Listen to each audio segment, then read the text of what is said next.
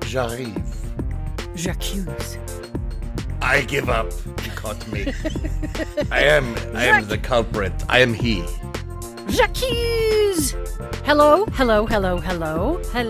everybody. Thank you for joining us for another fantastically rainbow-hued, love-filled, water-warm show. My name is Kelly Wright.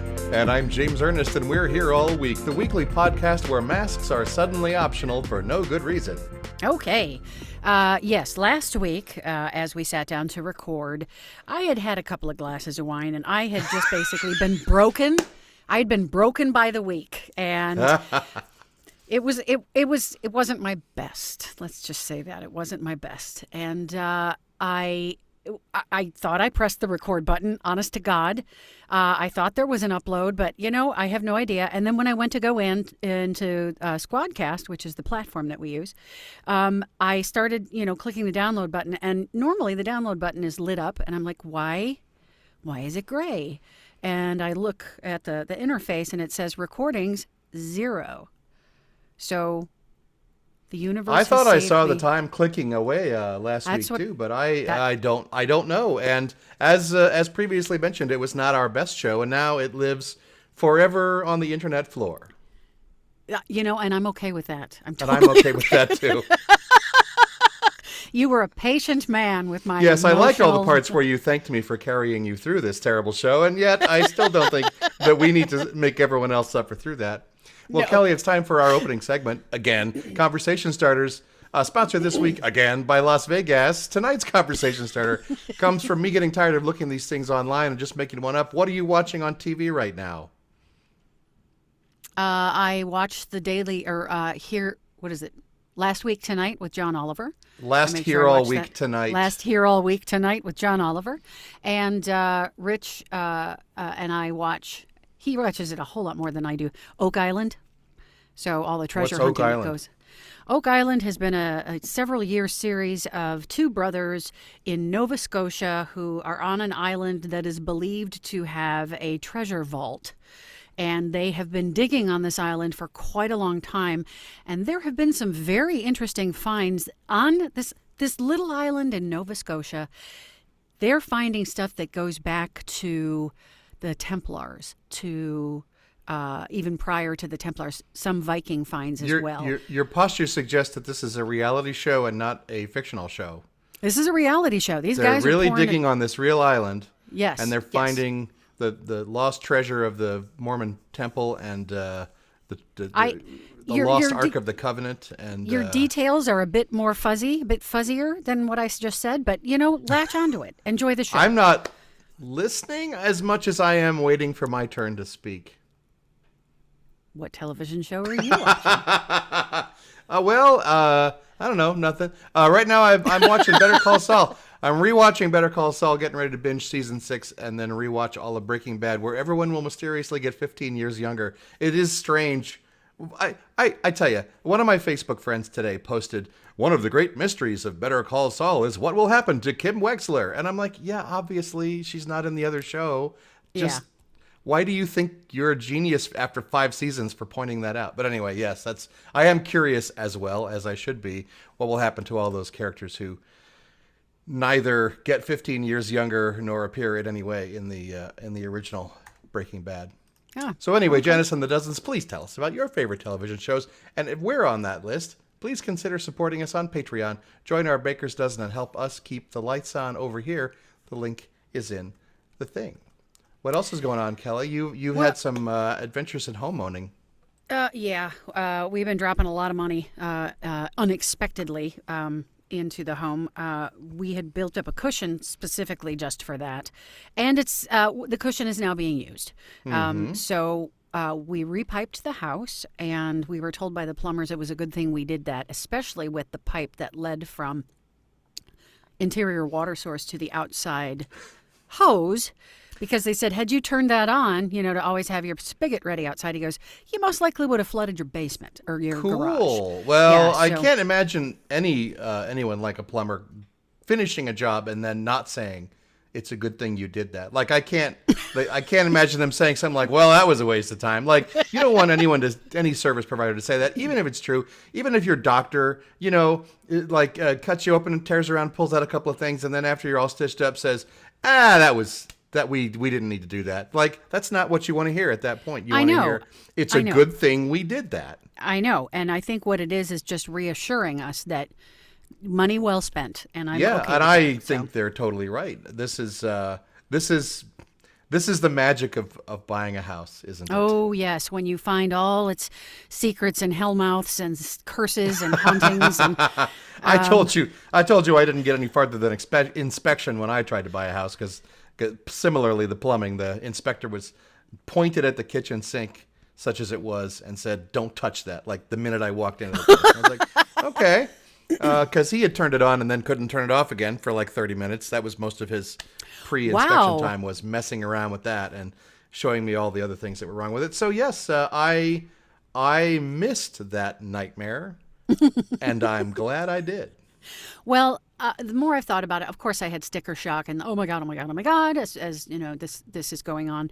But I've calmed. The anxiety wave has crashed into the beach and now is much calmer. You saw the anxiety. It's you saw the tidal seeping into the wave. sand of Yes, calm. yeah. Last week was the tidal wave hitting the beach. You were now there are witness to tide that. pools of anxiety nurturing little ecosystems of dread. Of course. But I thought about it. I'm like, nope. I'm glad it's fixed because then we won't have to worry about it anymore while we're in the house. It ideally should be just fine. Let's see what else. We are refinishing the floors, so that has to be sanded, varnished, and I didn't realize how toxic, the varnish going onto the floor is. It's like you can't be in the house for like 4 days because it just off we did gas that. is so bad. Carol and I did that with our roommates 25, 30 years ago. They had to resurface their whole hardwood floor house, rented one of those grinding machines, pushed it around like a little lawnmower all through the house and made dust and toxic fumes and, go live with your friends for a week.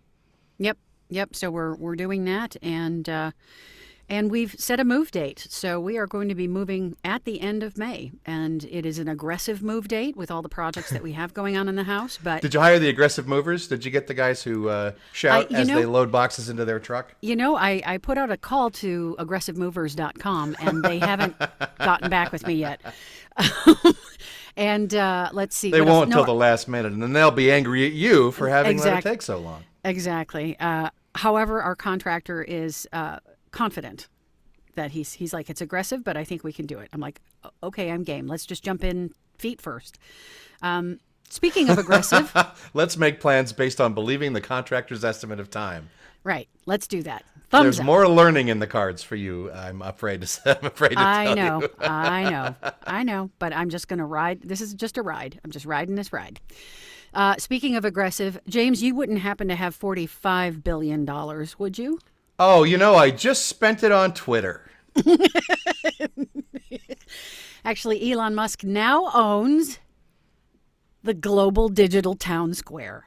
He owns that. That's cool. Now. Someone keeps posting pictures of the value of Netflix just crashing and saying, hey, Elon, check this out. I don't know. It's weird. I have been following that news story and reluctant to use Twitter. I was running a little giveaway on Twitter and hoping people would tweet at me, and so far they haven't. And now I'm just like, I don't even care if they do. Yeah, basically, there's many people going, so what now? What now when one person owns the largest digital platform? Like, how does... I don't know. How does he affect the world this way? I've never cared about that anyway. I don't know. I'm too old, I guess. I've never cared about social media much, so I'd never really cared about who owned it. And obviously, from a political perspective, it's important to know that these things are ruining our lives. But from a personal perspective, it's not ruining my life because I could give a crap. I never use it. So, I'm one of those people who's like, good for you, Elon. Now you own Twitter. I don't care. Can it become more of a cesspool than it already is? I guess we just have to sit back and yes, watch. It Okay, can. yes, it can. We'll just sit back and watch. I mean, hold on. I don't know why everyone suddenly thinks that the prior management of Twitter was without sin. Like, why has Twitter suddenly become the original Star Wars just because somebody else owns it now? But it wasn't a solo person. It wasn't one person that had control of it. There at least was, maybe I'm just, too hopeful about it. There were at least safety locks, stopgap measures when you have other voices at the table who own it and be like, hold on. And now it's, anyway. I suppose that's a great theory. We could just, eat our popcorn and watch it happen and see what happens. Maybe Armchair theory. Maybe we will catch up with Blade Runner by 2049. There's still that possibility. There is. And that aesthetic, that yellow glow, the cool coats, I'm all for it. Flying cars, robot friends. I'm in. James, I know you like to travel. The off-world colonies. It all sounds good to me. It all sounds great. I know you like to travel. And I know you like Italy. Is that correct? You like it? I like to travel. I've been to Italy once. Okay. It was for 2 weeks, so that's lots of times, but all packed together into one trip. Have you been to Venice? Yep, that was where I went. I went to Venice for 2 weeks. Venice is going to be the first city in the world, starting in 2023, to charge day trippers an entry fee of £10. You mean not? It'll be just like Disneyland, which is what Venice has been for like 400 years. Mm-hmm. The first city in the world to require an entry fee with a booking system to be set up for day trippers, and only those holding reservations allowed entry into the city. So there you go. Okay. I know. Fair enough. Basically, it's essentially a tourist island. No one really lives there. They get bussed in from the mainland to like hang fake laundry and make fake pizza and then go home again in the evening. Like, the water's not real. The dolphins aren't real. They don't. The clocks don't even have the right time. They're completely wrong. And so it doesn't surprise me that they're going to charge a gate. I'm actually surprised that they haven't done it up until now. It is exactly like Disneyland, except it's all one theme. It is all one theme. What the mayor of Venice has said is that pre-pandemic, people's emotions were stable. They could handle the crowds, but now with the pandemic, where the lack of tourism, crushed the city big time because of because of COVID and the restrictions, and now it's opening back up. And the mayor said people's sensitivities towards crowds have changed, and so they are going to manage that better, so it just isn't this swamp of people. So that's what they're doing. I guess so. I guess I can think of 2 reasons to charge people money to come to your town. One of them is that not enough people are coming, and the other is that too many people are coming. Yes, exactly. But this reason you say is that the people who are coming are afraid of other people. No. The people who are there that work and manage crowds, the restaurants, the businesses and stuff, it basically creates a funnel to control the flow, so people aren't so pressed by it. You know what? That's the emotionally theory. But everyone who tries to make decisions based on pricing to make people behave differently by charging them money to do it always gets bit. They always get surprised. People are so messed up. So let's see how this gate fee works, how this cover charge. Are they going to have bouncers outside Venice and like a red line? The girls get in free and you got to wait in a 4-hour line. For the red that's a good and all theory. this. That's an interesting question you bring up. But basically, the booking system is going to be on a voluntary basis for 2022. Adding that visitors will be offered incentives to use the portal, including queue jumping status at various sites and museums. It'll be run as a fast trial. Passes, It'll be run as a trial to implement the obligatory system in 2023. So they literally are taking the amusement park trope. That's what they're doing. At a time when amusement parks are screwing it up so badly, it is not a good time to copy the amusement parks unless you copy Disneyland's Fast Pass system from like 20 years ago where it still worked. Right. Well, it sure sounds like at least that's what they're going to try. Venus and Jupiter. Those planets. Those crazy planets. Wandering stars. What are they up to now? Those crazy wandering stars. They are going to appear to touch each other in the sky at the end of this month, despite actually being millions of miles apart, James. Is that going to appear in a Florida textbook? The two planets will appear closest together around 3 p.m. Eastern Time on April 30th, with Venus 0.2 degrees south of Jupiter. So gently reaching out, give a Jupiter a wee kiss. Hello. Just hello. Hello, hello. So look up in the sky on April 30th, 3 p.m. Eastern Time if it's dark where you are. I have to say, I'm going to watch the series again, I think. But one thing that always bugged me about The Expanse was a very sort of linear idea of the map of the solar system. Yes. That they kind of imagine that all the planets are in that line in that picture, and that therefore to get from Jupiter to Venus, you have to go past Earth. And it's like, no. It's the farthest thing from the asteroid belt is the rest of the asteroid belt. Like, it's not. It's a huge belt. Anyway, so yeah, it's always kind of hard to figure out from our perspective where everything actually is. It's just all up in the sky. It's all up in the sky, and the planets do just fine with that. The planets do just fine. They do just fine. There haven't been any reported problems of their travel path. Right. Speaking of travel, why don't we talk about our sponsor? That's a good idea. Put on these fabulous glasses for that. Hello. Me. This episode of Here All Week is brought to you by Las Vegas, the new way to fuel. Hey, Southern Nevada, are you sick of high gas prices? Does the idea of filling up for $100 fill you up with unbridled rage? Then drive yourself down to Las Vegas, the new way to fuel. We all love the American dream, but it's a hot apple pie of contradictions. With excessive reliance on motor vehicles as the filling and reflexive greed as the crust. And with gas prices where they are today, that sweet hot mess can be pretty hard to swallow. How can I prove that I love my car and my country while also proving that I don't know a thing about how money works? Las Vegas has the answer. Las Vegas is a slot machine-powered service station where you can play to win gasoline, car repairs, snacks, and much more for as little as $1 a spin. That's right. Come down to Las Vegas today and try your luck with our very own one-armed gas jockeys. Spin the wheel of gas and win a gallon of premium unleaded, a half-price quarter tank, or even a free 20-gallon top-off. Pay just $1 a spin for your chance to win. Las Vegas is a licensed and regulated Class 3 gaming operator, and our patented slot pumps are open 24 hours a day for your entertainment. Pull the pump handle and watch the wheel spin, just like a regular slot machine. But make sure that nozzle is in the tank before the jackpot hits. I just went to Las Vegas and won a month of free oil changes. I took a chance at the pump and saved $3 a gallon. I'm still spinning and having the time of my life. Thanks, Las Vegas. New visitors can join our Gas Action Players Club for offers like free rooms and breakfast muffins. Not every player is a winner, but you live in Las Vegas, so you already know that. Try our exciting new pit games, Gas Craps, Carjack, and Fuelette. Gas Craps, that's Taco Bell. Or drop a quarter into the snacks-only Keno machine for a chance to win up to 200 cups of coffee.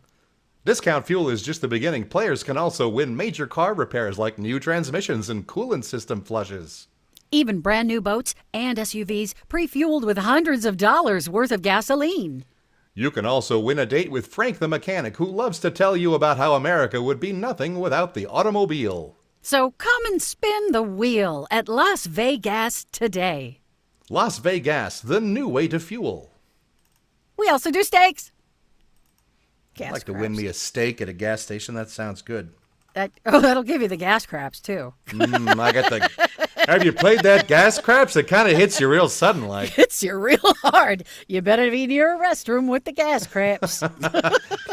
Take a couple of those gaso pills before you go down there. James, I have an update. We have another World Book of Records winner. Or participant. Are there gas tacos? No, there are not gas tacos. However, the guy's name is Chad Kemple. Okay? He's the father of quintuplets. plus 2 other kids. Okay, so let's keep that out. The guy's got 7 kids. Okay. But as a father of quintuplets, has multiple reasons to feel proud because he just set the world record for running a half marathon in 2 hours and 19 minutes while pushing his 5 youngest children in a stroller. So there you go. That's involuntary. The poor kids, they get pushed for 15 miles in a stroller. Well, it was an additional 240 pounds he was pushing when he crossed the finish line at the Oakland Running Festival in California. He said, I carried a sign with me that said, anything is possible. I repeat that phrase all the time, and it seems to be working, according to Chad Kemple. Yeah, let's see him fly. Let's see him just fly off the ground if anything's possible. Anything is possible. I tell you, I'm pushing an extra 240 pounds every time I get up in the morning, so I guess that's possible. Basically, he said his kids were saying, run faster, Dad. He said they thought it was hilarious. So he had a good time. Good for you, Chad How old are these Kemple. kids? His quintuplets are 5. No, excuse me. He's got a daughter, Savannah, 7. There's 5 of them. And Avery, they're 3 years old. His quintuplets are 3. 3-year-old quintuplets. That's too old for a stroller. He's really pushing it. Well, it could be 2, dear. but you know. Oh, my goodness. No. Oh, my goodness. Oh, he's really pushing it. Oh, you're funny. Oh, my God. Talk about a busy family with all those kids. Wow. James? Tell me more about the records of the world. Well, I got fuel trivia for you since we talked about Las Vegas. How's that? All right. Let's see. Let's see if Okay. I know anything at all about fuel trivia. Okay. What fossil fuel supplies more than half of the U.S.'s electricity? Natural gas. Nope, that would be coal. Coal through the magic Oh, of that coal one. fire. Yeah, Oh, that yeah. one. Unnatural rock. Why are fossil fuels called fossil fuels? Because they have been replaced by wood. They're fossil fuels because they're dug out of the earth where plants were died and now they are old. Yes, they're made of dead stuff. They're made of dead stuff. Exactly. That's what it Everyone is. thinks they're made of dinosaurs because of gasoline marketing campaigns, but it's mostly plants. It's mostly plants, but you can go to the La Brea tar pits. Have you been there? La Brea tar. La Brea. Which I find fascinating. It's in the middle of Los Angeles. I never knew that. I thought it was like in some desert thing, but it's in the middle It's of in the the middle of city. Los Angeles. Well, surely you've seen Volcano starring Jackie Lee Roth. What's his name? David Lee Curtis. Anyway, the one where there's a guy. volcano in Los Angeles. That guy with the hair and the hands. Tommy Lee Jones. There we go. Okay, there we go. One of the many 3-name lead people. Fossil fuels are made of dead stuff. That's what's left over hundreds of millions of years after a bunch of plants, animals, and other organisms died and decomposed and got squished up in the Earth's crust. Organisms which identified neither as plants nor animals. Yes. Is that going to be in a Florida textbook? Probably. What does pure natural gas smell like? Pure natural gas. Nothing. They have to add a flavorant to it so you can tell when you got a gas leak. They add a nasty stink to it because They feed it just a little bit of steak gas, and then steak. Then you can smell it a mile away. Gas station steak. And Gas also station steak. don't eat the sushi at the gas station either. That's what that was. I thought it was. I thought it was erasers. I thought it was little Japanese erasers, pull apart erasers. And turns out, no, that's raw fish still. How do fossil fuels change the climate? Why they make it smell bad? How do they change the climate? They put carbon dioxide in the atmosphere, causing a warm blanket to coat the earth and keep us warm even in the winter. Correct. Burning fossil fuels releases carbon dioxide, which goes into the atmosphere and contributes to what's called the greenhouse effect. According to science. Science, correct. Which, if you listen to this show, we as Armchair Science scientists have debated, is greenhouse effect really happening? Couldn't you just greenhouses are good, right? You grow plants in things. greenhouses. You Right. grow whatever you want in there. It's a good thing. Why do they? If it's bad, why don't they call it like the bad house effect? The bad I don't even house understand. The big house effect. You know what? It's like Too much carbon dioxide makes us all act like we're in jail. If you open a window in the greenhouse, it'll get cooler. Trust me on this one. That's all we got to do. Just open a window. Build a great big window over the Pacific Ocean and just open it up. Wouldn't the spray, the stuff from the aerosol cans, which is causing a hole in the ozone, isn't that literally opening the window? Perfect. Let's bring back CFCs. Let's get these two degenerative diseases to fight each other off. Only one of them can win. That's how you open the window in the greenhouse effect. Armchair Scientists here at the Hero Week show with James and Kelly. Hero Week has no way authorized Kelly and James to be armchair scientists, but yet there you go. True or false? Carbon dioxide is the only problem created by burning fossil fuels. How could that possibly be true? Of course it's false. Correct. Don't forget about good old-fashioned air pollution. Air pollution and methane. I mean, it's not as bad as when you have cows. Boy, do they make the methane. Ooh-wee. Gas station steak all over again. That's earthy when you drive by a cow farm. That's earthy. It smells like progress. Oh, that's earthy. The Exxon Valdez spilled 10.8 million gallons of crude oil in the Prince William Sound. Where did that oil come from? The boat? The boat that hit the rock. The location. No, where did they get the oil first before they spilled it? Where did they get the oil that they spilled in Prince William Sound? Well, I don't know. I thought I knew a lot about that spill, but I don't. Alaska? It is northern Alaska. It came from the Prudhoe Bay oil field on Alaska's North Slope and traveled to Valdez in the Trans-Alaska Pipeline before being loaded onto the ship. And there you go, James. We used to have a mixed drink called the Prince William Sound. It was blue curacao on the rocks with the chocolate sauce dribbled on the top. Oh, come on. Well, is that it's not a real thing. It's a joke.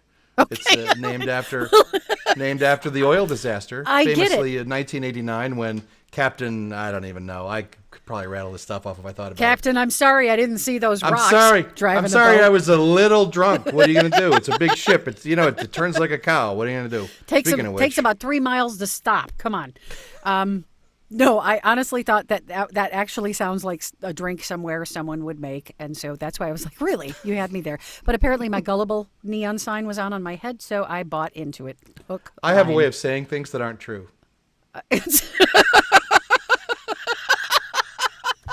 It took a minute to land, but it got there. What are you doing this week, James? What's going on? I am debating. I started a tiny little project in my house, which is to hang a curtain so that I can take photographs. And one thing led to another, and now the house is a complete mess. And I'm not sure if I'm even going to be able to clean this up before I come home. So that's what's going on over here. I don't know. I'm going stir crazy, Kelly. I'm screwing around. So you're hanging a curtain to take pictures, as far as like a backdrop. I have a photo backdrop, okay. and I needed a curtain rod. I just got a dowel for it, and now I'm like, okay, sure. How do I support the dowel? And it goes on and on from there. Where do I hang it? How temporary can it be? How permanent can it be? Wow, that's a project. It's a project. I was going to build Legos. I should have done that. I can build Legos and just put it away again. But this is like, deciding if I want to put more holes in the walls. Okay. This week for me, of course, packing, now that we have a solid date. Going back into the office again a couple days a week, so I do that for the next few days. And that's pretty much it. Head up to the house every now and then to make sure the grass is cut and, it's still okay and nothing's wrong, and take a few boxes up with me. And so you've taken possession of this house. It is yours to take care of. It is ours to take care of now. And so we are officially on the sewer and the water system. And ripping out the pipes and mowing the grass. And mowing the grass and cleaning up the backyard. And is it a situation where you could move some boxes if you wanted to? Like there's places you could stage them? Or are you like the whole floor needs to come out? No, the whole floor needs to be refinished. So nothing can go in there right now. So, and we can't even put stuff in the garage because that's the construction dump zone before the dumpster comes in. So you could call the pod people, get some of those space pods out in the front yard and put all your cardboard boxes in there if you had to, maybe. Well, as far as having the pod in the driveway, there is the HOA, so We can't even, the pods can't stay there for more than, I think, 48 hours or something like that. So that's a disaster. Why can other people in your neighborhood tell you how to be? That sounds almost like some sort of antique rule that lets certain people exclude certain other people from living in the same neighborhood. HOAs are not my favorite. They aren't. I would say grandfathered rule, but that in itself is racist. So Yeah. it just goes on and on. And on and on. You live in an HOA neighborhood too yourself. Of course, right? I live in a condo. We're all connected.